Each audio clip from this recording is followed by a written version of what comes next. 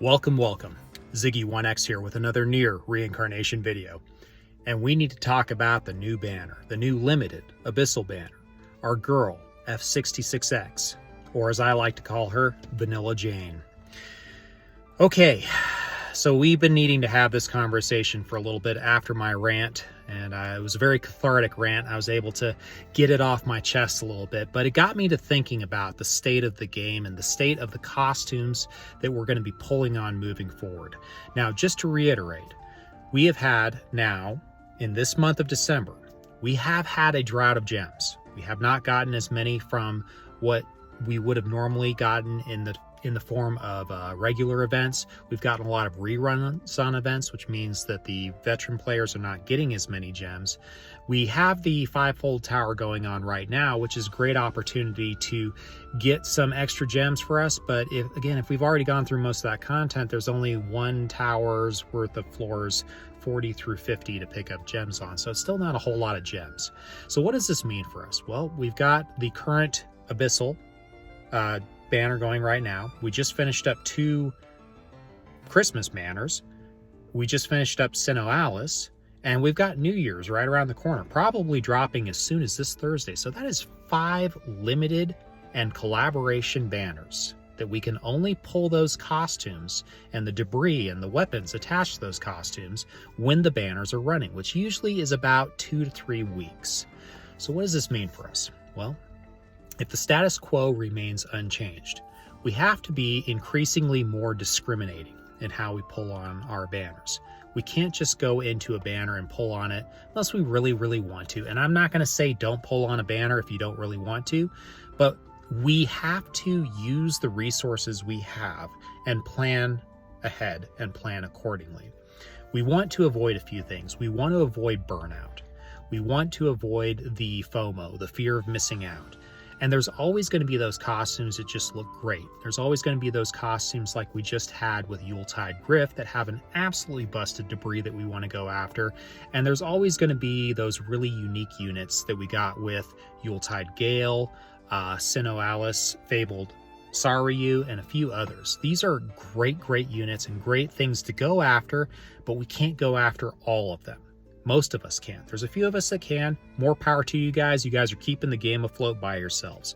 I am increasingly pulling back from spending in the game, and it's actually because of the Yuletide banner. The rates that I got were 2%, actually a little bit less than that. And the rates were promised at 7.5%. I know that averages out after about 100 pulls or so, but I was way below that. And there was no real guarantee of getting the costumes. Now, here's what I see here. We have to have a few things, and I'm going to go into this in another video, but we have to have a few changes in the game to re-incentivize us into getting into these limited banners again, because they are the best banners, so they're the ones we should be looking at. But it's impossible for most of us to dip into more than a few of these. So what's our strategy moving forward? Let's use this current banner with Abyssal Mirror F66X Vanilla Jane as a launching point. So what does she give us? She gives us a really great character skill. And I'm going to tell you what's unique about her as a support unit and as a third passive that is good, but not deal breaking. And the debris is actually very good as well. It's 20% defense. So that's a very good debris for a tanky type unit. But what does the character skill gives us? It gives us a defense break of 30%, and it gives us a wind crush of 30%, meaning that wind attacks do 30% more damage to the enemy. So that's a double entente. You're getting the defense down and you're getting the extra damage from wind. This means that this character is locked to wind. She is a wind specialist. So that makes her very niche, actually. It makes her very good for her role, and it really kind of leans her towards subjugation. But she suffers from the problem that all of the Abyssal Mirror characters suffer from, and that is that their weapon skill cooldown is increased by 50%. Now, character skills, she gets a 50% bonus at the beginning of the battle. Right when you walk into the battle, she's already got 50% of her character skill filled up. That's amazing, okay? But everything after that suffers because of that 50% increased cooldown of weapon skills. You get character gauge for your character skill from 2 sources. From when enemies hit you or that specific character's, and when you use weapon abilities. If her weapon abilities are only usable or are cooling down 50% slower, that means she's not getting as many of those weapon abilities, which means she's not getting as much of her character skill, that defense down, that crush. Now, granted, a skill like that is a timed skill. You don't want to just run it on auto. You want to time out specifically when you're going to use it, because you want to use it right before your big damage dealers come in and really lay on the hurt. So that doesn't suffer quite as much. The other thing where I think she's actually very good, probably one of the better Abyssal Mirror characters we've got. This may be a contrary opinion. Again, she's very niche. She's for wind only. But one of the things that makes her one of the better Abyssal Mirrors that we got is that she is a support character. She can do some damage. She can bring that to the table. But she doesn't need awakenings to really unlock her potential, which are hidden behind her character skill and not behind a third ability, a third passive ability. So you can actually get one copy of her, get an amazing weapon out of her, get a great character skill out of her, and be done. So great. That makes her a little bit more broadly useful. Now, here's why I'm saying don't pull on this character. It's because we have a lot of limited banners now, and we have a lot of more broadly applicable units. I'm going to break this down into 3 categories, okay? So for me, the most important category is arena, because I enjoy competing in the arena. So this means I want characters like Fabled Saryu. What does Fabled Saryu bring to the table? Well, she brings a great character skill, which in part is locked behind water, but it's also not really arena applicable either, because it's not a fire off at turn 1. So your arena characters are going to be a mix of 2 things. They're either going to be, or 3 things actually. They're either going to be very powerful turrets, which means that all of their 3 passives increase their own damage output. That's what a turret is essentially. And it could be ranging from critical hit rate up, which is very good, from wind damage up, to bold vigor, things like that. These are the kinds of things you're looking for on a turret for arena. It doesn't necessarily have to have agility, even though agility is helpful pretty much exclusively to the arena. So everything outside of the arena, agility, it's all right. It doesn't really do much for you there. Everything else is just about better. But here's the 3 characters. You want the turret, which does all the damage, and then you want the supporty character that is like Sinnoh Saryu. What does Sinnoh Saryu or Fabled Saryu bring to the table? She brings party-wide agility up, party-wide attack up, and party-wide crit rate up. Okay? 3 banger passive abilities that benefit the whole party. In a lot of cases, the crit rate up is not as valuable outside of arena because you can mix and match your memoirs, but typically in arena, you're kind of wanting to build in the full 3 set. That means that only one of those memoirs can benefit you from a primary stat critical rate, which means that having that passive critical rate on 1 or 2 of your characters that are in your party really makes a big difference, because you want to be getting as close to 100% crit rate so that your agility rushers and so that your main attacks that are coming out do as much damage as possible. That is why Sinnoh Saryu, Fabled Saryu, is the gold standard right now, in my opinion. Every single arena character that you chase should have a very similar passive ability build to Sinnoh Saryu, even if they don't have the turn 1 fire off at beginning of battle character skill. Sinnoh Saryu is one of, hands down, the best arena characters in the game, okay, or costumes in the game. The other ones we look forward to, so you have your turret, and then you have your generally buffing your whole party kind of unit. This is also the case for Lacrima Leviathan or Lavania. This is also the case for actually even Fabled Noelle. Every single one of Fabled Noelle's abilities, passive abilities, benefits the whole party. And the third or the second one of them only benefits them if they're fire, but the other 2 are attack up and HP up, both very good abilities in arena. So those are the kinds of things you're looking for in those first 2. Now the third character that you're looking for is a round beginning of battle turn 1 character skill that can fire off. These are your Bloody Griffs, your tanks that fire off a tanking ability, provoke ability at the beginning of the fight. This is your Celebratory Akeha, which increases your party's attack and decreases the enemy's defense. And this is your Celebratory Demios, who increases your defense while decreasing the enemy attack. And now adding to that, you have Yuletide Gale. who is a excellent arena unit as well, because she has an ability that fires off that creates a regen and also increases the defense of all your characters. These are great units, and every one of them is unique in their own way, and we really haven't seen a whole lot like them. The only one that has similarities to Bloody Griff is NieR's Mocha Joe. And so these are the units that we're looking for typically for arena. These are specialized units. So moving forward, if we see a unit on a banner, and these are almost exclusively going to be on limited banners, so be warned. If you see secondary abilities like this, or primary character skills that fire off at turn 1, those are typically what you want to look for. Sinnoh Saryu, Fabled Saryu is the gold standard. Attack up, agility up, crit rate up. That is unfreaking believable, because the other thing is that it is not element locked. And a lot of the characters that we have, a lot of the costumes that we have that we've generally used up to this point in Arena have had 1 or 2 abilities locked to elements or specific circumstances. Sinnoh Saryu is not any of those things. Her character skill, while it may be partially locked to an element, her passives are not. So she is an amazing character for that. Now let's look at Subjugation, which is where Abyssal Mirror F66X falls into. She has a very specific role in that. She's an enabler, support. She enables one of your other characters or both of your other characters that are with her to do a stupid amount of damage to the boss. And this is by her character skill. And so she's going to be very specifically slotted into a role like that.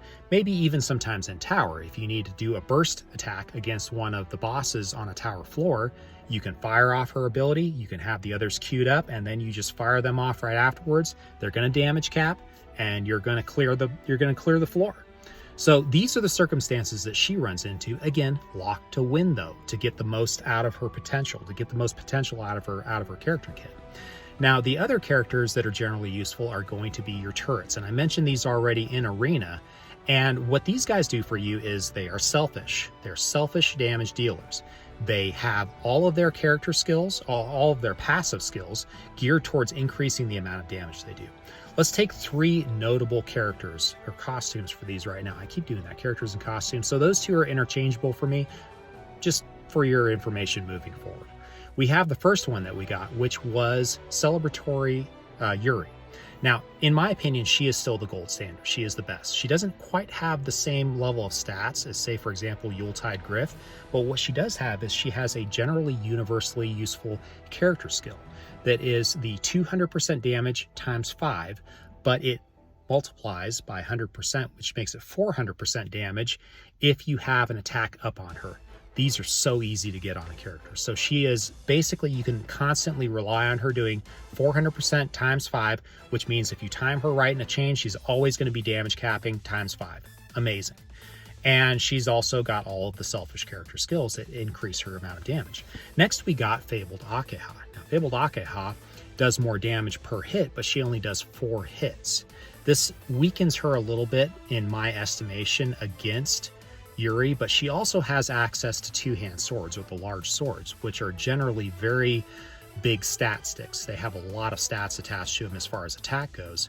So you kind of, there is a little bit of give and take there. She is a excellent unit, so don't feel bad if you got her instead of Yuri. She's going to do work for you. But I think she falls a little bit behind Yuri because she has the 4 hits instead of the 5 hits. Then you have Yuletide Griff. And actually adding to that, you also have Yuletide Priet. And Yuletide Griff and Priet are very different, or very similar, except they have one difference, the element that they're attached to. And Akeha falls into this basket as well. To maximize their damage, they have to use a specific element. Akeha is fire, Griff is water, and Priet is dark. And so if each of these characters have their respective elements attached to it, their character skills are going to do a banger amount of damage, and then their passives give them damage in other ways. So moving forward, here's what we need to look at. Where are we lacking? So if you have any of these 3 characters or all of these 3 characters, you're doing pretty good. I think that what they're going to be doing with these characters moving forward is they're going to be releasing element-specific costumes that are very similar to these that do a lot of damage, but it's going to be attached in part to an element. And then we're going to have our generally useful support characters who are more like Sinnoh Saryu, and a few others who are actually useful across the game. I mean, I can see use for Fabled Saryu in just about every aspect of the game. And then we're going to have our more specialized support units like what we've got with Abyssal Mirror F66X, where these are going to be the hard passes for me because they are generally going to be limited, like what we're seeing here, and they just really only bring a very specific niche to the table. I don't think a subjugation score, unless you're really into subjugation, is worth dipping into a banner to any degree unless it's benefiting you in other areas of the game. And that is the reason why, generally speaking, I have steered away from the Abyssal Mirror characters. People are very keen on pointing out that the increased weapon skill cooldown by 50% is a big detraction to them, and I agree with that 100%. But I also think that it's more than that. I think that because of the massive amount of limited characters that we've been getting, we need to be very discriminatory in what we're pulling now. And so we're going to be getting the New Year's banner, again, probably by week's end, probably by Thursday night. We're going to, and if we don't, it's going to be the week after. And we will see what that looks like. There's probably going to be one or two very unique, specialized, awesome units on there that we can pull. And I'm guessing that it's going to be a big temptation. We're also going to be having the anniversary coming up in February. And the anniversary banners are the best for a couple reasons. Well, actually, the Christmas can be very good too. So Christmas and anniversary have usually been our best banners. So what I would say, actually summers are pretty good too. See, we got a lot of limited banners here, guys. But a couple other things. If you're a spender, the packs that they release during the anniversary are by far the best. So if you're looking at dipping into the game, that's the time to do it. None of these other packs even come close. So you got to use a metric moving forward to figure out what you need. I think we've gotten a lot of really good stuff for Arena. And Arena, you can tell that the developers have been focusing on Arena because that's the competitive element of the game. And people like being competitive. So when you're planning your polls and everything else moving forward, look at the Arena, look at the Subjugation, and look at the Tower. And if you break it up between those three, Tower actually is mostly covered by our EX costumes, and you can actually do pretty much all of Tower with the respective EX costumes, and then with a little bit of filler in from the sides. I like bringing in Yuri to finish stuff off, celebratory Yuri, because she's a great damage capper and she just melts things. So that would be the recommendation I get moving forward. Find what you're interested in playing. If it's just going to be a subjugation unit, it's going to do stupid amounts of damage like we had with Yuletide Akaha. The reason why I never dipped in hard for Yuletide Akaha, and I actually still don't have her, is because I haven't been interested in subjugation for a while. And she's useful outside of subjugation, but not as useful as others. You've only got 3 characters you can put into your party, so you have to be very choosy. And so if we get a bunch of subjugation specialists for New Year's, that's a hard pass for me. I'm not as interested in subjugation. But if we get 1 or 2 really good Arena units, which we just got 2 really good Arena units in the last 3 banners, I don't know if they're going to add more to that, but I think we may get another really good Arena unit probably for the anniversary. And so that's what I would say, plan it off of. What are your interests in the game? Where are you lacking in the game? Do you have, for example, did you miss all of the past celebratory units? If you did, you're missing a lot of potential in the Arena. Do you not have Bloody Griff? Are we going to be getting a new, amazing meta-defining tank in the New Year's banners? I don't know. None of us know. But what I would say, be discriminatory. We don't have a whole lot of resources to play with. We have a lot to pull from these days, especially on the limited side.